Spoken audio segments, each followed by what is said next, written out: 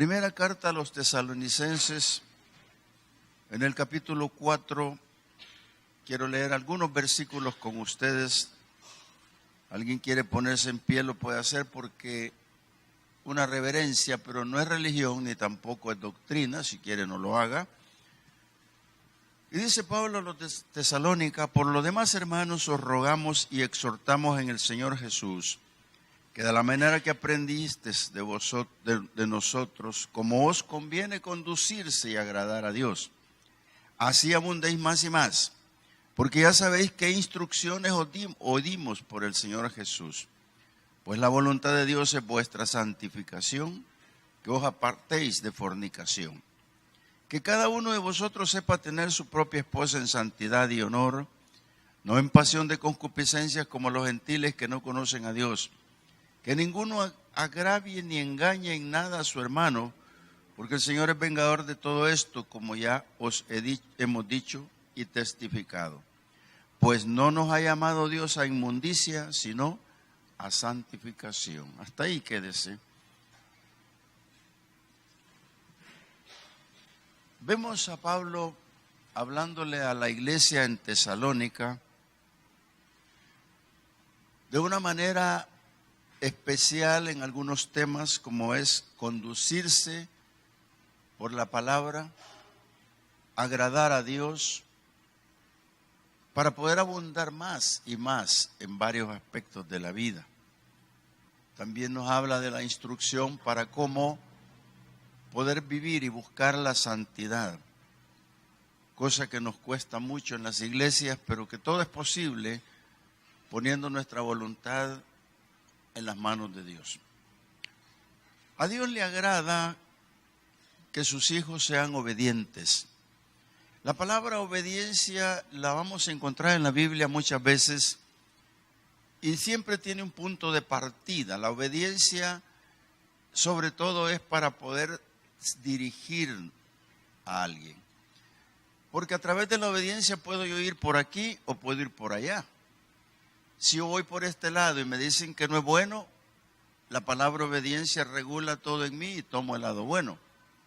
Jesús dijo en cierto momento que había un camino ancho y uno angosto. Y todos sabemos que el ancho llevaba a la perdición y el angosto lleva a la vida eterna.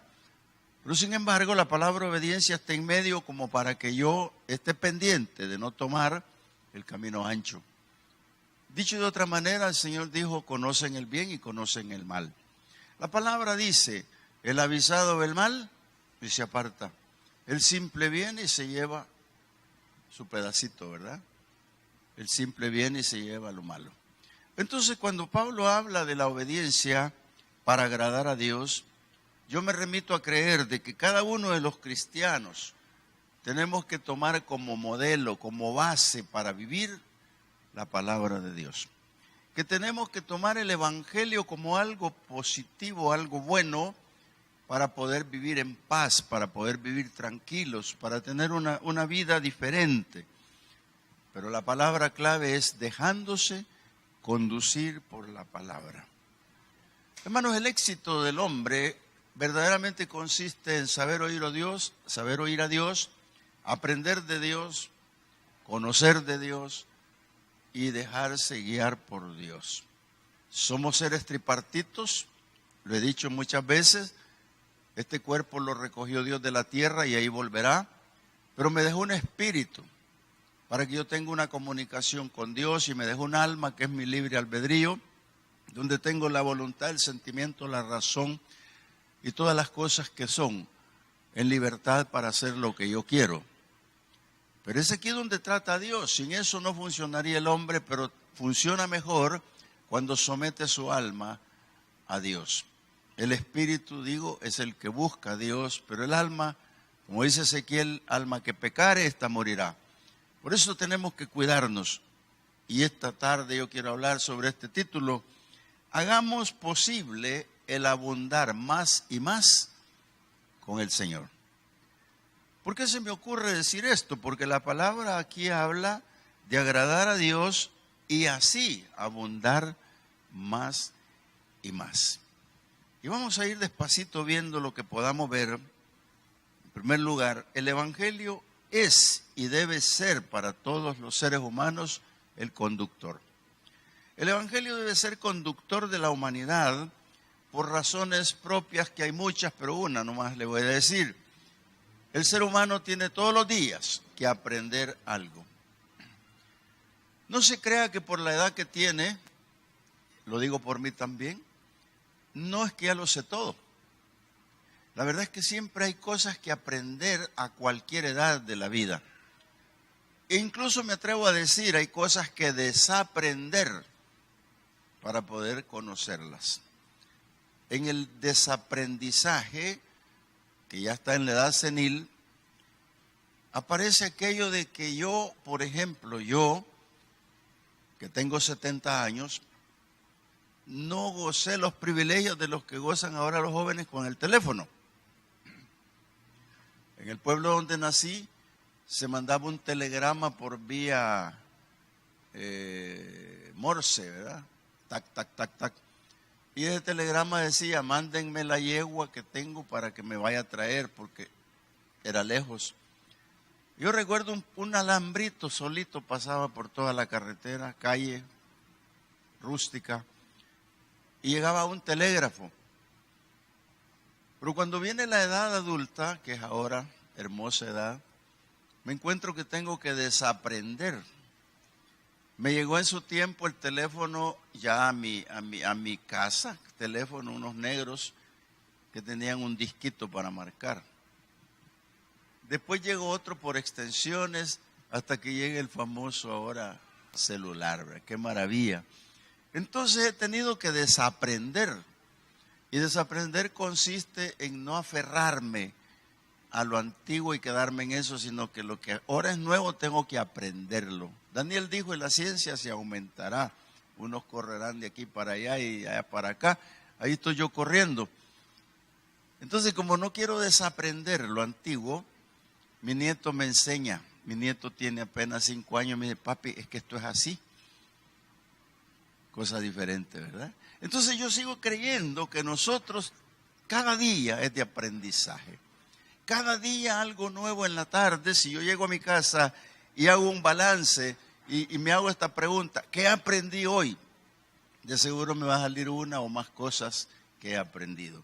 Entonces, ¿qué importancia tiene el consejo de Pablo cuando dice, por lo demás, hermanos, les rogamos y les exhortamos en el Señor Jesús, que de la manera que aprendieron de nosotros cómo conviene vivir, cómo conviene conducirse y agradar a Dios? Note usted que las palabras del apóstol me llevan a aprender cómo conviene que me conduzca. Aprender cómo conviene que se conduzca la persona. Usted podrá decir, yo ya no tengo necesidad que nadie me conduzca, estoy viejo. Viejo es cuando más necesitamos que nos conduzcan, porque llegará el momento en que no nos va a conducir nadie sino un lazarillo, o puede ser un bordón, que es el mismo lazarillo, o puede ser una persona que me va a conducir. Pero ese es otro tipo de conducción. La conducción a la que me refiero es a la moral, a la ética del hombre, cómo conducirse en la vida para agradar a Dios. Vuelve la palabra obediencia a meterse en la parte importante en la que dice el Señor, si me obedecieras hoy. Entonces, ¿qué importancia tiene aprender cómo conviene conducirse a través de la palabra de Dios? Y la otra es aceptar la conducción del que nos quiere conducir. Cuando nosotros aceptamos la conducción, en ese momento agradamos a Dios. Hay una parte en la Biblia que dice, creo que es Hebreos 11:6, dice que sin fe es imposible agradar a Dios. Eso es sin fe. Y hablemos de los que no obedecen, no agradamos a Dios. Entonces, cuando dice Pablo que veamos la forma en que nos exhorta en el nombre del Señor de lo que hemos aprendido de ellos, cómo conviene conducirnos y agradar a Dios, para que así abunde más y más. Que abunde más y más. ¿Qué? Hermano, esto de que abunde más o más en el cristiano se llama bendición. Yo no vengo a predicar teología de la prosperidad no me interesa en absoluto. Cuando Dios hace prosperar al cristiano, lo hace a través de bendiciones, no por la teología de la prosperidad. Esa no existe para mí, aunque la palabra prosperidad sí la vamos a usar. Por ejemplo, quiero remitirlos en la abundancia. Cuando yo voy a Efesios capítulo 1, por supuesto antes de Tesalonicense, donde dice Pablo: bendito sea el Dios y Padre de nuestro Señor Jesucristo, que nos bendijo con toda bendición espiritual en los lugares celestiales en Cristo. Hermano, cuando usted recibió a Cristo, cuando usted comienza esta vida de espiritualidad, cuando comienza a caminar con el Señor, lo primero que se va a encontrar es la bendición espiritual. Pero la bendición espiritual, hermanos, la queremos saltar y queremos la bendición económica, la bendición de prosperidad. Cuando nosotros lo que tenemos que hacer es primero ver las bendiciones que Dios manda desde el cielo. Por eso la palabra dice que le va a abrir las ventanas y darles hasta que sobre y abunde. Y aquí está la parte importante, lo que dice Efesios, que Jesús nos bendice, dice, en los lugares celestiales con Cristo. Dios nos bendice a través de su Hijo desde el cielo. Y si seguimos leyendo nos vamos a encontrar con otras cosas cuando dice: porque según nos escogió en Él antes de la fundación del mundo, para que fuésemos santos y sin mancha delante de Él, en amor, habiéndonos predestinado para ser adoptados hijos suyos por medio de Jesucristo, según el puro afecto de su voluntad. ¿Para qué? Para alabanza de la gloria de su gracia, con la cual nos hizo aceptos en el amado. Hermano, esta bendición espiritual es la que nosotros debemos de tener, anhelar, desear que Cristo nos bendiga espiritualmente. ¿Y cómo nos va a bendecir espiritualmente? En primer lugar, la palabra. La palabra, cuando viene a tu mente y a tu corazón y la pones por obra, hay bendición. No hay prosperidad como le llaman algunos, no, lo que hay es bendición, y Dios comienza a bendecirte en muchos aspectos. Entre ellos hay iluminación cuando lees la palabra. Entre ellos está el deseo de orar, deseo de ayunar, deseo de congregarte, hermano, porque ese deseo de congregarse es importante, lo vamos a ver más adelante. ¿Por qué? Porque cuando tú comienzas a ver la bendición espiritual, va a aparecer en ti un despertar diferente al de otros, sin ambición, sin nada, y entonces viene la prosperidad económica de parte de Dios. Y cuando la prosperidad económica de parte de Dios llega, te vas a encontrar con la abundancia, te vas a encontrar con lo necesario, te vas a encontrar con lo que Dios quiere darte de acuerdo a su gracia, a su voluntad y de acuerdo a lo que requieres. Te voy a llevar como ejemplo a lo que pasó con el rey Salomón. El rey Salomón, allá en Primera de Crónicas, capítulo 29, le ha dejado la misión el papá de hacer el templo. Pero cuando va a hacer el templo se da cuenta de que esa gente se congregaba, que ese pueblo tenía a Dios en su mente y en su corazón, que ese pueblo se había enriquecido, que ese pueblo tenía cómo agradar a Dios económicamente. Entonces Salomón se mete con el pueblo, pero primero habla con Dios cuando está hablando del templo. Y te quiero llevar al versículo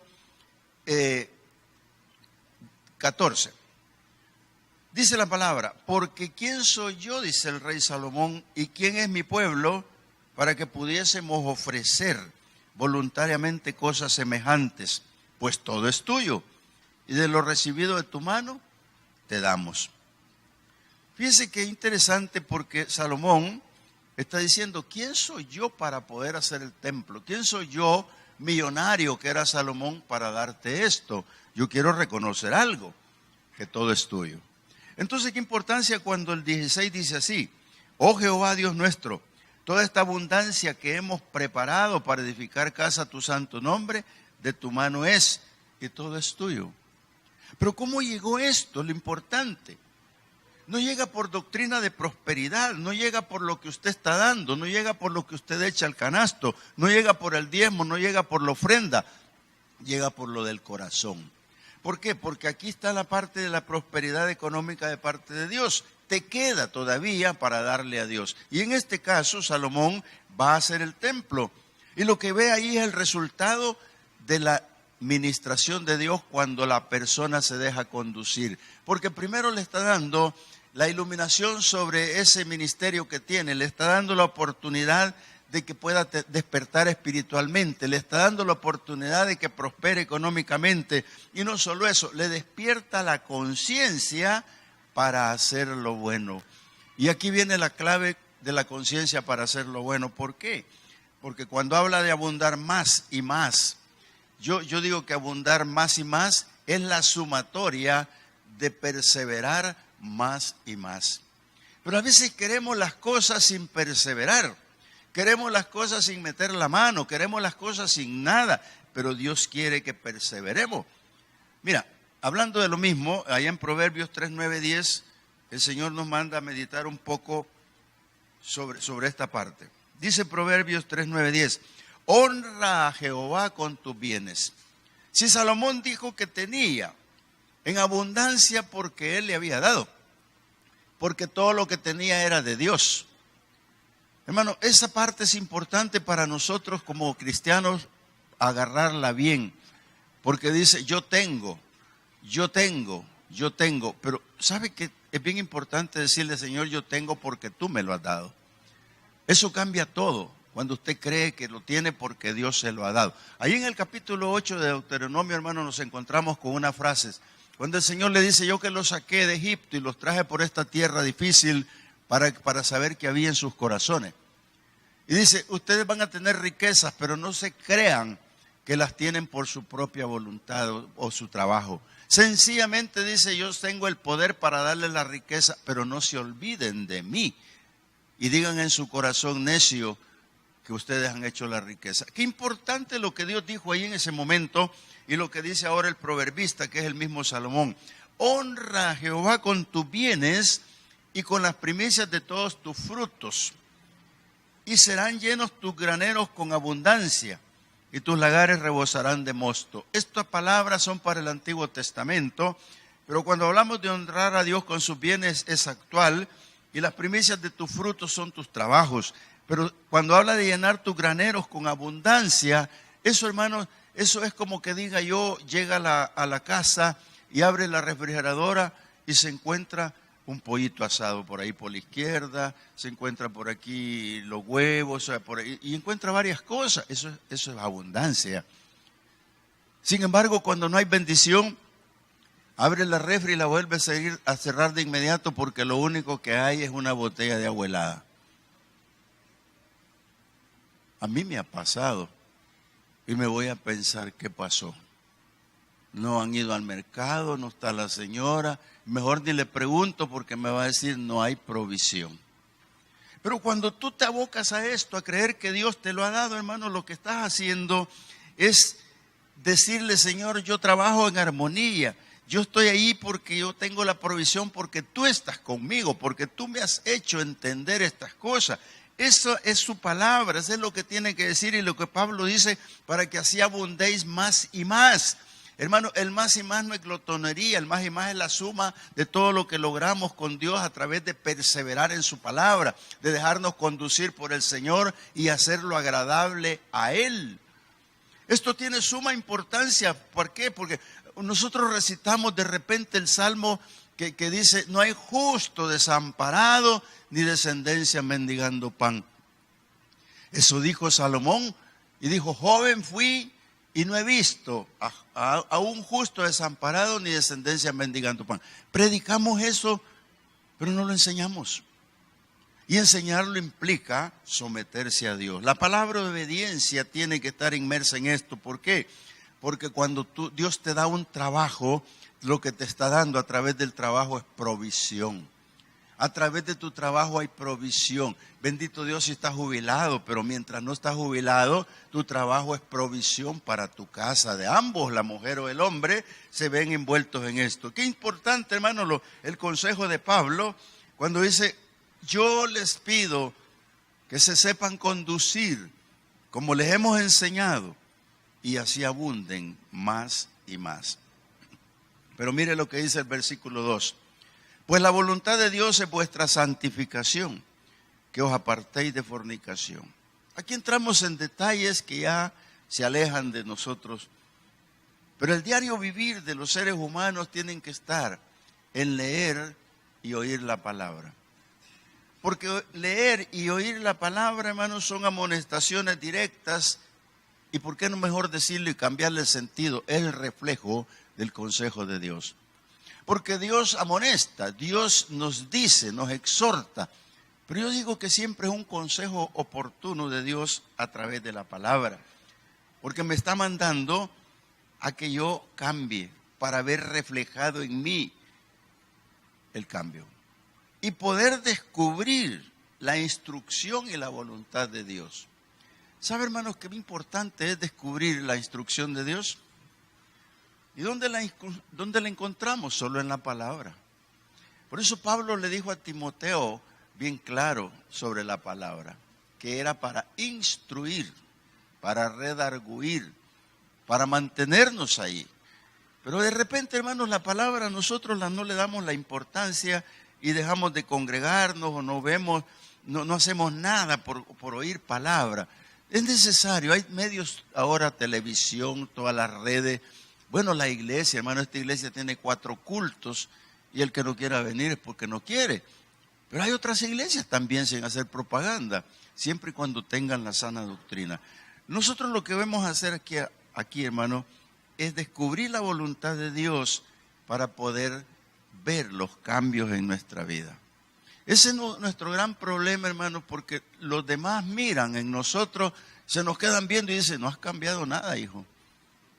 Pareces el mismo del año 2018, que ya va a acabar, ¿verdad? No hay cambios.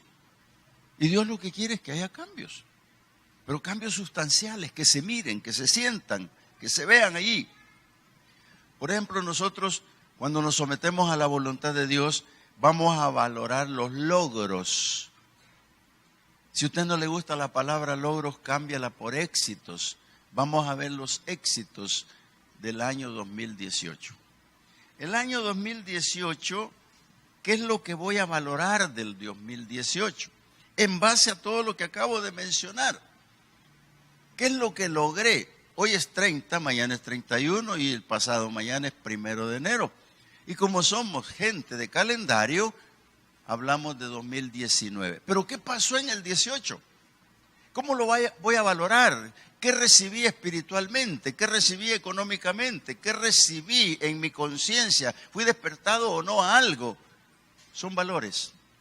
Y los valores los vamos a encontrar aquí, cuando nosotros mismos los razonemos.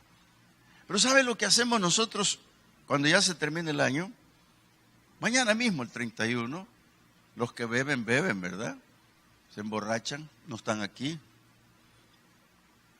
Pero ¿qué es lo que pasa cuando nos detenemos en el jolgorio, digo yo, en la gran fiesta de fin de año? ¿Alguno de ustedes se va de rodillas a su altar a orar al Señor y decirle gracias? Gracias porque me permitiste congregarme. Gracias porque he tenido mi trabajo hasta ahora. Gracias porque mi gente ha comido. Gracias porque me han bendecido con la palabra. Podrá hacerlo. Sin embargo, es un feliz año y todavía le dan una palmadita y le dicen que el 2019 sea próspero, que esté bien, que no te enfermes. Pero nada de eso va a ocurrir si no reviso lo que hice en el 2018. Porque el Señor ya vio lo que hice en el 2018. Hijo, te congregaste de 365 días que tiene el año, solo te congregaste 80 días, como mucho. Hijo, yo te di la palabra y no la hiciste. Hijo, yo te hablé y no me oíste. ¿No cree que puede decir eso el Señor? Bueno, yo creo que no estoy solo, ¿verdad? Pero yo siento que sí, la palabra me va a instruir y me va a decir que hable de los logros. Uno de los logros importantes que yo veo, ¿se convirtió tu familia toda este año? ¿O te falta alguno necio que no quiere nada con Dios, que se está quedando y se queda? ¿Te falta? Revisemos.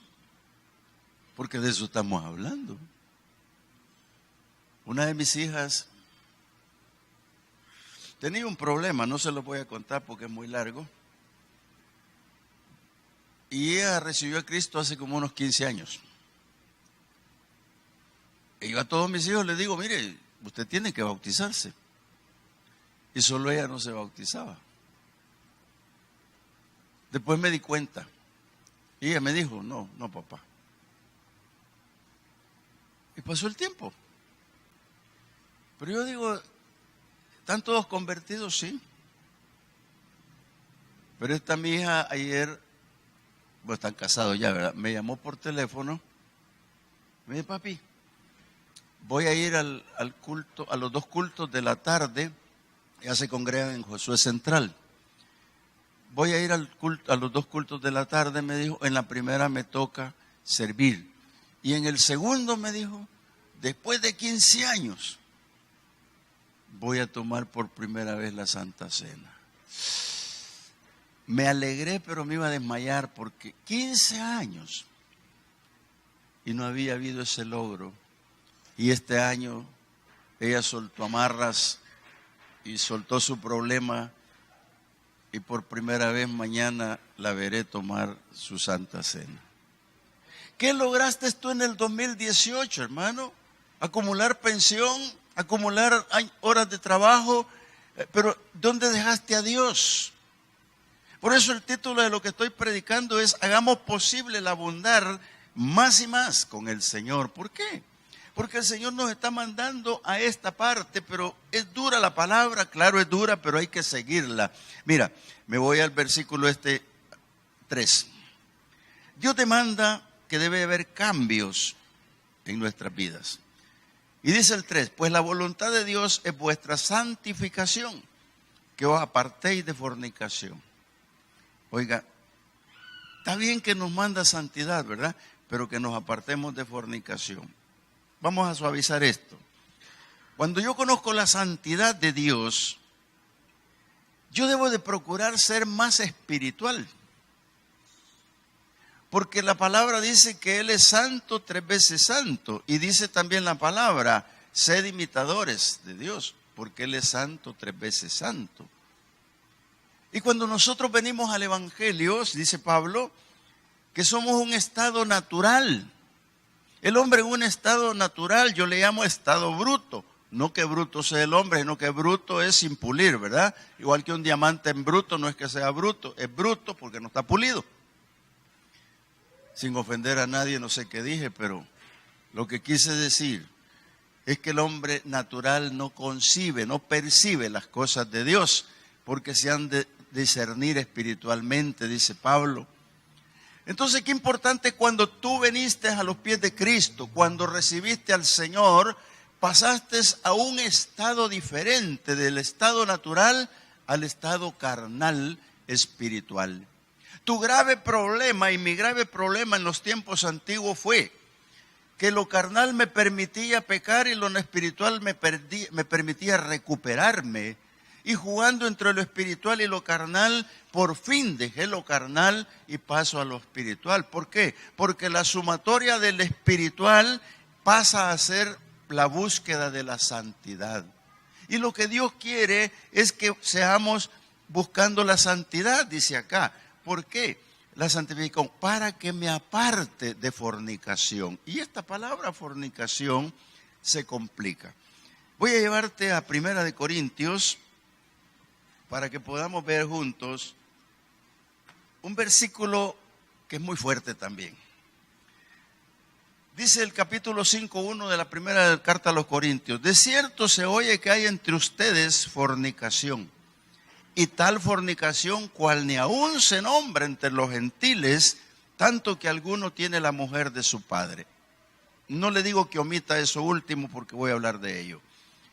Cuando hablamos de fornicación estamos hablando de un estado irregular en el matrimonio, vale decir no matrimonio, sino acompañados. Pero no solo en eso, sino en la posesión de otra persona. En este caso, por ejemplo, Pablo menciona esto, ¿por qué? Porque cuando Jacob iba a bendecir a sus hijos, al primero que tenía que bendecir era Rubén. Rubén era el primogénito. Pero la bendición no llega completa, sino que va como salteada, porque le dice, debería darte más, pero tú te subiste a mi cama. Y eso en la palabra está escrito, que Rubén se acostó con una madrastra, una mujer de Jacob. Y aquí en Corinto está pasando lo mismo. Por eso Pablo es tan duro que les dice, se ha oído que entre ustedes hay mucho fornicario. Y no sea tanto eso, sino que es más grave, porque algunos tienen la mujer de su padre. Oiga, no es la mamá, es la madrastra, para este caso. Pero ¿qué es lo que pasa aquí? Hermano, aquí viene la parte importante, y lo voy a decir más adelantito. ¿Por qué? Porque también hay fornicación con ídolos. Y la fornicación con ídolos es grave también. Y lo voy a ver a la luz de la palabra con ustedes. Quiero ir a Jeremías, en el capítulo 2 de Jeremías, el Señor. Pero antes de eso quiero darle la figura para que usted lo comprenda mejor. Mira, Dios tiene a su pueblo Israel como la novia. Dios tiene a su pueblo Israel como la niña de sus ojos y la quiere pura. Jesús tiene a la iglesia como la niña de sus ojos y la tiene como inmaculada, como pura. Por eso cuando Jesús dice que viene para tomar la iglesia y presentársela a sí mismo, pura y sin manchas. Pero Israel se corrompió. Y el Señor lo que hace es hacer una comparación de la prostitución de su pueblo con las ciudades vecinas. Pero le dice esto, mira, le dice esta, porque el 20, Jeremías 2:20, porque desde muy atrás rompiste tu yugo y tus ataduras y dijiste, no serviré. Con todo eso, sobre todo collado alto y debajo de todo árbol frondoso, te echabas como ramera. Se le está diciendo al pueblo, te pervertiste como una prostituta. Te planté de una vid escogida, simiente verdadera toda ella. ¿Cómo pues te me has vuelto sarmiento de vida extraña? Ya le explico eso. Aunque te laves con lejía y amontones jabón sobre ti, la mancha de tu pecado permanecerá aún delante de mí, dijo Jehová el Señor. Lo que está diciéndole es que el pueblo fornicó con otros dioses, que el pueblo se fue tras de otras religiones, que el pueblo hizo cultos paganos, que el pueblo escogió a los mejores dioses aparentemente, entre comillas. Entonces, hermano, ¿qué es lo que está pasando ahora? ¿Podemos decir lo mismo? Sí, hay muchas iglesias, hermanos, que están predicando la teología de la prosperidad. Hay muchas iglesias que están aprovechando de eso para cambiarlo por la bendición. Hay muchas iglesias que van a venir a predicar a otros dioses. Hay muchas iglesias que van a hablar de otros santos. Y hay otras que todavía están hablando de otros santos. Eso se llama pecado, se llama paganismo, se llama fornicación. Y lo que Dios quiere es que su iglesia limpia. ¿Por qué? Puso el ejemplo de Israel.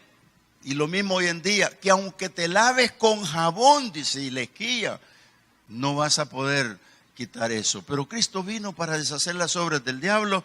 Cristo vino para romper todo ese pasado, y la iglesia tiene que encaminarse ahora por la palabra de Dios. Pero cuidadito, porque la fornicación carnal, que es la presente hoy en día, por ejemplo en Estados Unidos, hermano, hay quien dice, se casa hoy y mañana está divorciado.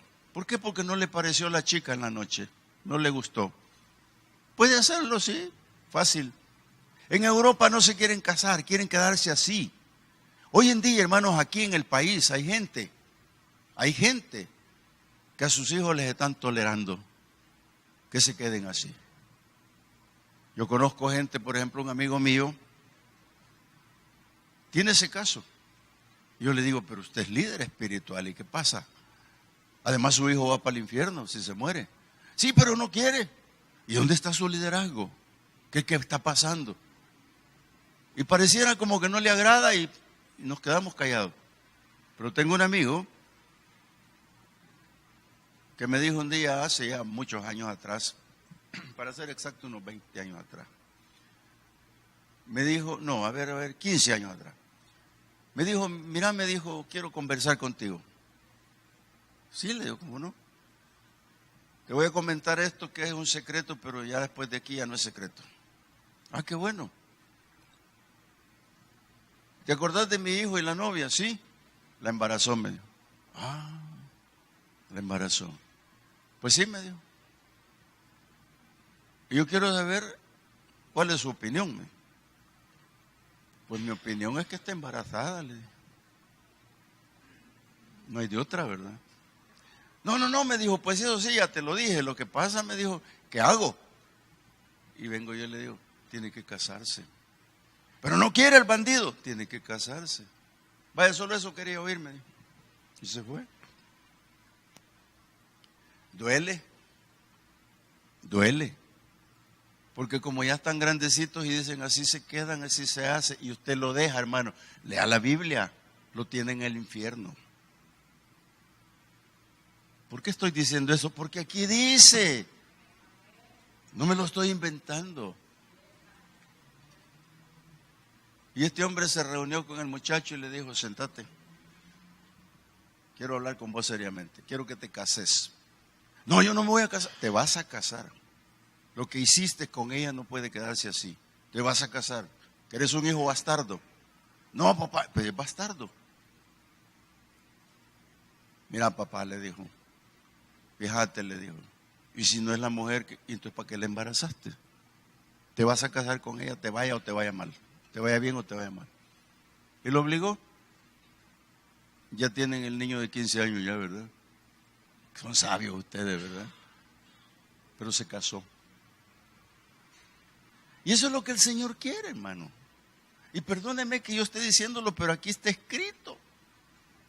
Aquí yo no tengo que hacer nada más que esto, dice el Señor, y que se aparten de la fornicación. Si están en fornicación, hermano, si por eso caigo mal, yo caigo mal en muchas partes, pero esta palabra no la puedo omitir, es la mera realidad, hermano. Es la mera realidad. Entonces, Dios demanda salir de fornicación. La palabra nos enseña a conducirnos en familia. Miren, en primer lugar demanda a los hombres vivir en fidelidad. Vámonos al versículo 4. Dice, que cada uno de vosotros sepa tener su propia mujer en santidad y honor, no en pasión de concupiscencias como los gentiles que no conocen a Dios. Aquí hay otro consejo. Cuando Dios nos demanda vivir en fidelidad, se está refiriendo a ese más y más en abundancia espiritual. Mantener el matrimonio en santidad, hermano, implica legalizarlo. Oiga, legalizarlo. Este sermón es de fin de año. Este es el que yo estoy predicando de fin de año. Y le pedí al Señor me dijera qué debo de decir y eso tengo que decir. En las iglesias y en muchas partes hay personas solo juntas. No, es que no, él no se quiere casar. Bueno, es que ella no quiere casar. Bueno, y lo llevo a la palabra. Y no quieren casarse. Y ya están viejos. Y tienen hijos. 3, 4 hijos y no quieren. Entonces, cuando el Señor dice acá, ser marido de una sola mujer y vivir en santidad y darle honor al matrimonio, implica casarse. Perdónenme, pero implica casarse, legalizarse ante la ley civil y legalizarse ante Dios.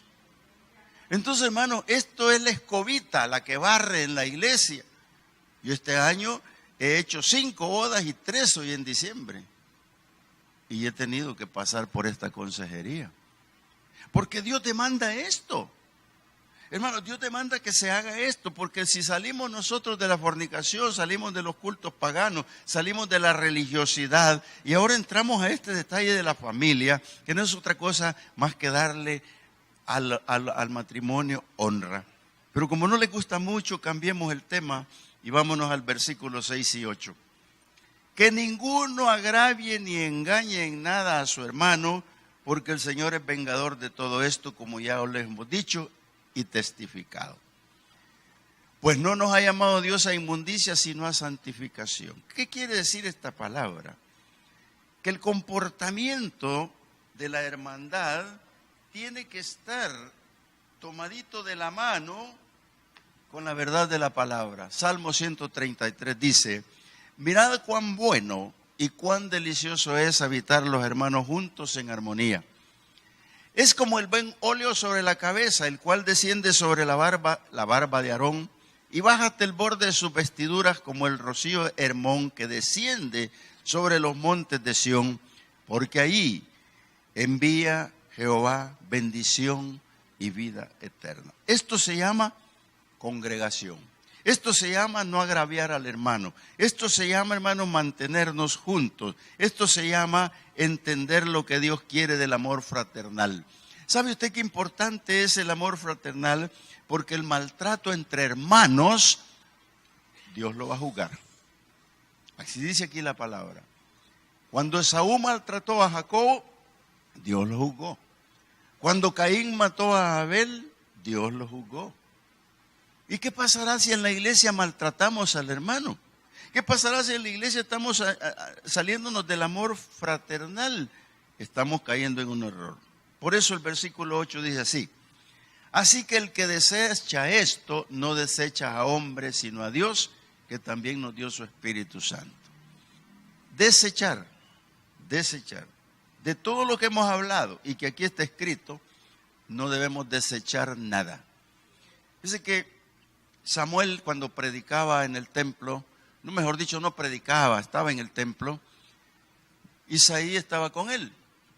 Pero me llama la atención un versículo que dice: y Samuel no dejó caer en tierra ninguna de la palabra de Dios. En cambio, nosotros, hermanos, tenemos la mala costumbre de desechar la palabra de Dios. Una fábrica grande pensó en grande y dijo: vamos a montar una fábrica de desechables. Qué idea más genial, ¿verdad? Una idea genial, desechables. ¿Y qué es lo que desecha la gente? Y empezaron a hacer la lista de lo que desecha la gente. Y me doy cuenta cuando en mi casa me dicen, tráeme del mercado, le dicen a mi cuñada, 25 platos desechables, 25 vasos desechables, 25 tenedores desechables, 25 desechables, todo desechable. Y le digo, vas a tener invitados. No me dice para tenerlo para cuando a veces viene la gente y no tenemos lavado el vaso. No, no lo hagas. Lava el vaso y que te miren y les das agua. ¿Qué hace usted en las cosas grandes, hermanos? Va y compra desechables. Ahora que ya sabe que es desechable, ¿qué hace con el desechable? No me diga porque yo ya lo sé. Va al cumbo de la basura, a la bolsa de la basura. Y cuando el Señor dice que no desechemos esto, mira, lo vuelvo a leer, el 8, dice: así que el que desecha esto, no desecha a hombres, sino a Dios, que también nos dio su Espíritu Santo. Hay personas, hermanos, en las iglesias que andan botadas. Hay personas que de la iglesia que se han ido por la mala mirada. Hay personas en la iglesia que se fueron por X razón y están como desechando la palabra de Dios. Lo que no saben es que ellos van a ser desechados de Dios. Y este es el gran cuidado que debemos de tener cuando perseveramos en la palabra, no convertir la palabra en un desechable, amado hermano. Mira, te voy a leer lo que dice la carta a los Hebreos, capítulo 12, 25. Mira qué lindo lo que dice la palabra. En el versículo 25 dice: mirad que no desechéis al que habla, porque si no escaparon aquellos que desecharon al que los amonestaba en la tierra, mucho menos nosotros si desecháremos al que amonesta desde los cielos. El que te está amonestando esta tarde no es el predicador, es la palabra. He tratado de leerla completa para que podamos entrar en el detalle. Amado hermano, lo que aquí está escrito es lo que transmito, porque son verdades eternas que tienen que vivir en el corazón del hombre. De lo contrario no va a entender ni caminar ni estar en el propósito de Dios. Y mientras no agrada a Dios, hermano, no hay bendición espiritual, no hay bendición económica, no hay bendición en lo que prospera en su vida. No la va a haber, hermano. ¿Por qué? Porque la palabra debe de instruirnos, y en este caso nos tiene que instruir juntos en la iglesia. Versículo 9 de la Tesalonicenses dice así: Pero acerca del amor fraternal no tenemos necesidad de que les escriba, porque ustedes mismos han aprendido de Dios que os améis unos a otros. ¿Sabe, hermano, que me voy a detener un poquito porque cuando el creyente logra entender el amor fraternal es porque se cultivó congregándose? Muchas veces usted, por ejemplo, este día, llévese, o el otro domingo cuando venga la próxima vez, llévese cuántas veces lo bendijeron en la iglesia de verdad. Porque desde que yo entro allá, Dios lo bendiga, pastor. Dios lo bendiga, pastor. Dios lo bendiga, pastor. Pero parece que se volvió un dicho, ¿verdad? Pero cuando usted bendiga a su hermano, razone que la bendición que le está dando es porque él también aceptó ser lavado por la sangre del Cordero Redentor con que usted fue lavado. Lo cual implica que lo engendró el Señor como hijo, lo adoptó como hijo. Y si usted está adoptado como hijo de Dios, yo recibo de usted la bendición porque yo también lo bendigo de corazón. Porque he entendido perfectamente bien lo que es el amor fraternal de la iglesia. Y una iglesia que tiene el amor fraternal es la iglesia que ha conocido el amor de Dios. Es la iglesia que va a tener los objetivos y todos los propósitos plasmados en papeles y cosas se van a hacer realidad cuando verdaderamente se congrega y se puedan amar los unos a los otros. Yo estuve predicando 3, 4 domingos sobre el amor y parece que era muy volátil, no llegaba a nada. Pero déjame decirte que Dios quiere que le amemos a Él primero. Mira, cuando tú lees de Deuteronomio capítulo 5, versículo 6, capítulo 5, te vas a dar cuenta que dice el Señor que lo debemos de amar con toda la mente, con todo el corazón, con toda la fuerza, y si lo tiene ahí, lo puede leer. Y todo ese componente humano con el que habla Dios que le amemos, es el mismo componente con que tienes que amar a tu hermano. La diferencia está que Juan cuando lo lee, cuando lo leemos en Juan y lo entendemos ahí en el capítulo 1 de la primera carta de Juan, capítulo 4, versículo 20, si lo pueden proyectar, bendito Dios, ahí habla de amar al prójimo como a Dios, porque nosotros, hermanos, tenemos que despertar en amor. Lo que Pablo le está diciendo a los tesalonicenses es bien importante. No les tengo que escribir mucho sobre el amor, por lo que tienen que entenderlo. Mira, si está ahí yo te lo voy a parafrasear. Dice, si alguno dice, yo amo a Dios y aborrece a su hermano, es mentiroso. Cuando yo me puedo de memoria esto, hermano, y lo parafraseo, qué bonito como predicador. Lo importante es que si yo digo que te amo a ti, tiene que ser verdaderamente así. Si no, soy mentiroso. ¿Por qué? Lo que sigue diciendo. Porque si no ama a su hermano que lo conoce, ¿cómo amará a Dios que nunca lo ha visto? Oiga, Juancito no se equivoca. Porque cuando leímos Deuteronomio decía que hay que amarlo con toda tu mente, con toda tu alma, con todo tu ser, pero si nunca lo has visto, no sabes quién es, cómo es. Lo que pasa es que has dejado de congregarte y no has entrado en el detalle perfecto de encontrarte con Dios y ver cómo es Dios para poder entender por qué lo vas a amar. No por las promesas, sino por lo que ya hizo por tu vida. Porque uno de tus primeros milagros que te hizo Dios fue salvarte cuando viniste a los pies de Cristo y aceptaste que el Señor es tu Redentor. Ese es el mejor regalo que puede haberte dado Dios en tu vida y tienes que tenerlo contigo presente. ¿Por qué? Entonces vas a descubrir que amar a Dios, como dice Juan en su carta también primera, cuando dice en esto consiste el amor, no en que ustedes hayan amado a Dios primero, sino que Él nos amó primero, porque dio a su Hijo en propiciación por los pecados tuyos y míos. Amado hermano, esa es la iglesia que debe tener un amor fraternal. Por eso Jesús dijo, un nuevo mandamiento les doy, que os améis los unos a los otros. Eso es lo que Pablo está diciendo. Eso es lo que el Señor quiere que hagamos. Pero la palabra nos enseña a amar.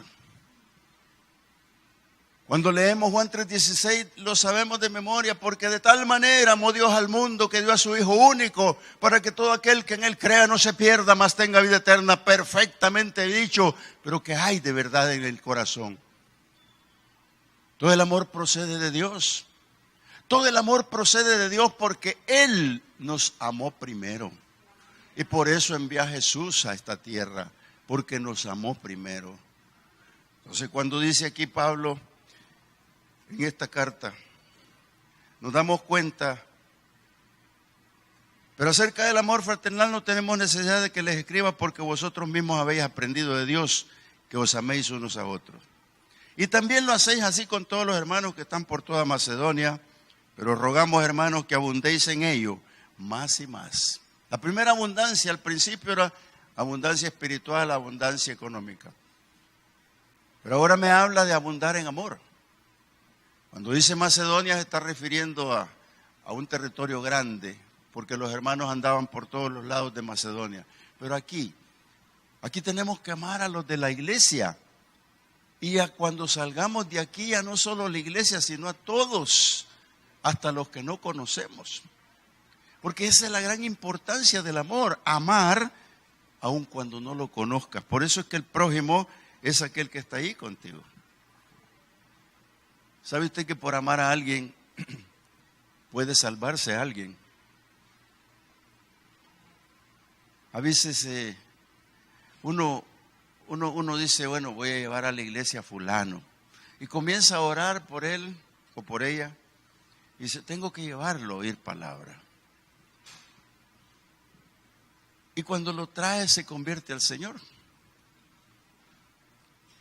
Pero el punto de partida es que la persona que lo trajo, lo hizo por amor. No lo creen, ¿verdad? Un discípulo mío, lo puse 30 días en oración, ahora es pastor. 30 días en oración y dije, este es uno de mis amigos predilectos en el mundo y tiene que venir al evangelio, porque yo ya vine. Y lo puse en oración, porque lo amo, todavía lo amo. Y él vino y se resistió, pero recibió al Señor. Hoy es pastor. Y cuando nos damos cuenta de lo que Dios hace, es por amor. Usted recibió a Cristo por amor. Tal vez no se da cuenta quién lo trajo ni nada, pero por amor la palabra penetró en usted y usted recibió al Señor. Todo es por amor. Porque de tal manera amó Dios al mundo que dio a su Hijo. Entonces, ¿qué importancia tiene, hermano, que el amor abunde? Mira, hay un consejo muy práctico para poder hablar de que el amor permanezca. Cuando Jesús se va a ir de esta tierra, dejó dicho en el capítulo 24, versículo 12-13, dice el Señor, y por haberse multiplicado la maldad, el amor de muchos se enfriará.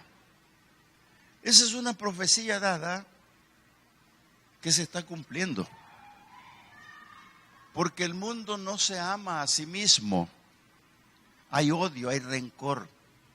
Y lo que no nos hemos puesto a pensar los evangélicos es que la multiplicación se está dando.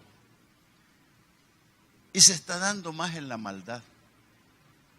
Ya lo dijo el Señor, y la maldad se multiplicará y el amor de muchos se enfriará. Cuando no hay amor, no hay nada. Y por eso yo te digo a ti que estás aquí presente, a ti que estás en la televisión, sé que existen las pandillas y posiblemente tú estés en una de ellas. Pero queremos decirte como iglesia cristiana que te amamos. Que nosotros te amamos como no tenés idea, porque el día que lo entiendas te vas a dar cuenta que Dios te ama más que a nosotros. Porque sos importante y nosotros somos importantes para ellos. En primer lugar, porque el amor del cristiano es diferente. Y en segundo lugar, porque tenemos la palabra para ellos. Cuando tú transmites la palabra a alguien, lo que estás transmitiendo es amor. Cuando tú le estás dando la palabra a alguien, le estás transmitiendo lo que tú quieres que sepa, que Dios le ama. Entonces, qué importante es, hermanos, que nosotros nos demos cuenta de esto. ¿Por qué? Porque ¿sabe qué? Por el amor que se puede multiplicar, tiene que disminuir la violencia, tiene que disminuir la malo, porque aquí dice que por haberse multiplicado la maldad, el amor de muchos se enfriará. Mas el que persevere hasta el fin, este será salvo. Pero ¿cómo va a hacerlo? Manifestando amor. Y mira lo importante que nosotros tenemos de ver. No permitamos que se multiplique la maldad, mejor que se multiplique el amor. Una iglesia multiplicada en amor es la que Dios quiere, perseverando para los días finales, hermano.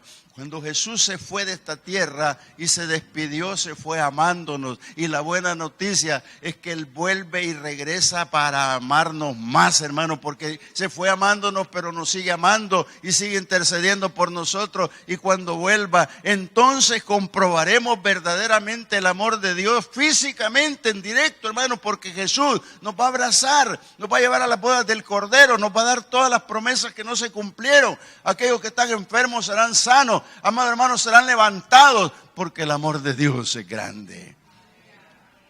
Mira, vamos terminando lo que Pablo da en este consejo. Dice el versículo 11. Dice, y que procuréis tener tranquilidad y ocuparse en vuestros negocios y trabajar con vuestras manos de la manera que os hemos mandado. Pablo le aconseja a Tesalónica que los logros van a llegar por ser constantes, que los éxitos están ahí por perseverar, que los logros que haya sobre la vida del creyente van a ser por mantenerse en la palabra, por dejarse conducir, por tratar de entender el consejo de Dios. Porque cuando la persona mantiene la palabra, lo que logra es aumentar la fe. Y es un término bien discutido cuando Jesús dijo hombres de poca fe. ¿Por qué? Porque eso está vigente. Yo no sé cuánta fe tenga usted. Yo he comprobado mi fe. Porque si no te pasa nada, no puedes probar nada. Y a todos los que sabemos que nos ha pasado algo este año, se nos ha puesto a prueba la fe. ¿Qué cantidad de fe tenía? ¿Cómo la usa? Porque es fácil la fe. Un día de estos vi en el parqueo de la iglesia central un amigo que es médico que lo llegó a dejar un vehículo, una camioneta 4Runner, la fue a dejar y se bajó, y cuando se bajó vio hacia abajo y le dijo, por la ventana le dijo, revisen la rueda, y se fue. Entonces se bajó una muchacha, una hija de él, y vio la rueda y le dijo a la otra, llegamos, le dijo. Y yo vi la rueda de que si la fuga era grande no llegaban. Pero ella dijo, llegamos. Y la otra no confió en la fe de ella. Se bajó y la vio y dijo, no, bajar la bomba. Ahora hay unas bombas que se andan en el carro. La conectó. Hoy sí vámonos. La pregunta que les dejo a ustedes, ¿quién tuvo más fe? Es que tiene que ser puesta a prueba. La fe tiene que ser pasada por la prueba.